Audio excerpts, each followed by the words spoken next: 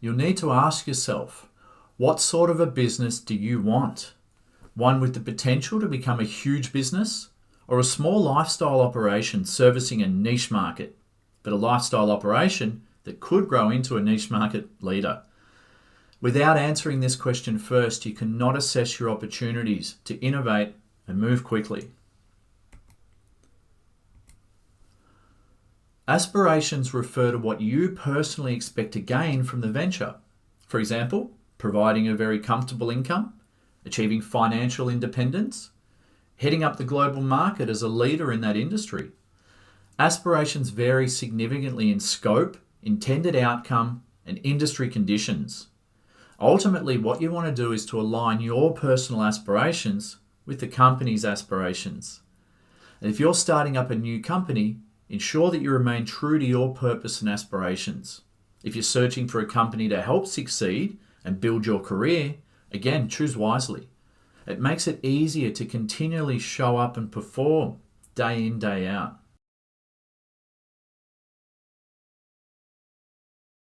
Now on to aspirations and business direction, the how-to. I'll start with a how-to overview, then move on to the company's mission, then personal aspirations, then risk propensity, or your capacity to take on risk, and finish with the key takeaways. Understanding aspirations and business direction are important.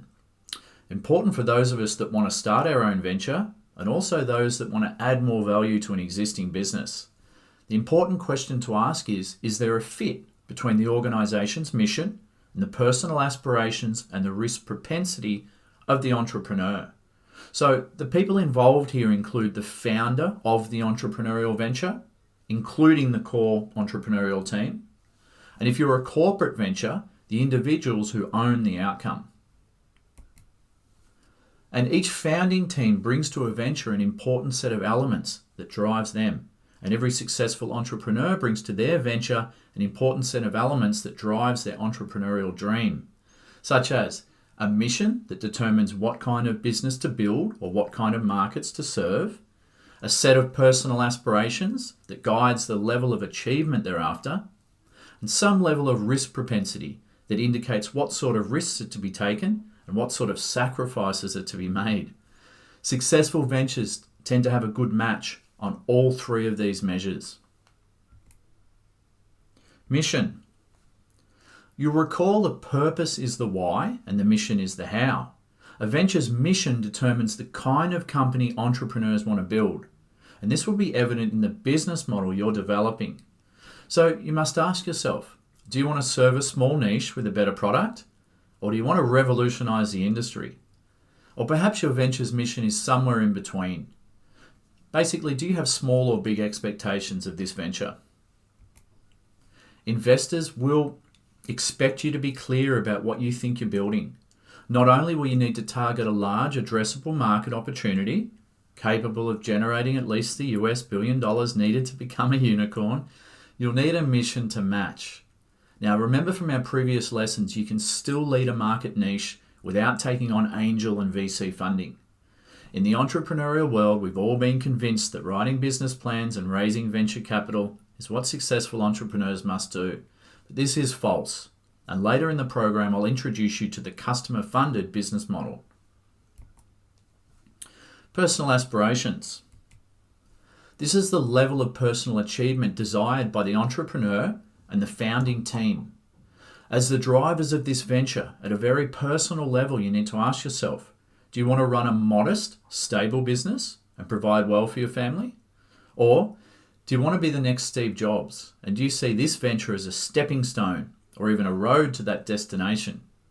Or are you somewhere in between? Because investors will want to know the heart of the people that they're backing. Ultimately, you need to fit the venture and the venture needs to fit you. And the owners and managers of some of Australia's cleverest manufacturers, they're building niche leading companies and setting up comfortable lifestyles for themselves. Risk propensity. This determines what sort of risks the entrepreneur is prepared to take and the level of sacrifice he or she is willing to make in order to succeed. Now, the guy is presenting in a leather jacket, so I'm guessing he wants to be the next Steve Jobs. As the entrepreneur, knowing your team and your capabilities, ask yourself, what are you willing to put on the line in order to pursue this business opportunity and realize the mission? What are you willing to put on the line in terms of money, sacrifice, reputational, and career risk?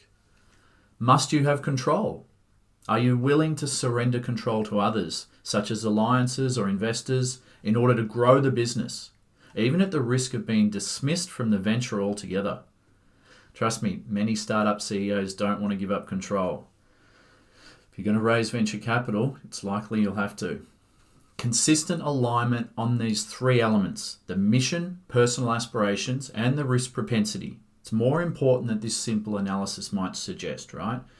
I don't need to explain the entrepreneurial mindset to you, but you will have ups and downs if you choose this path.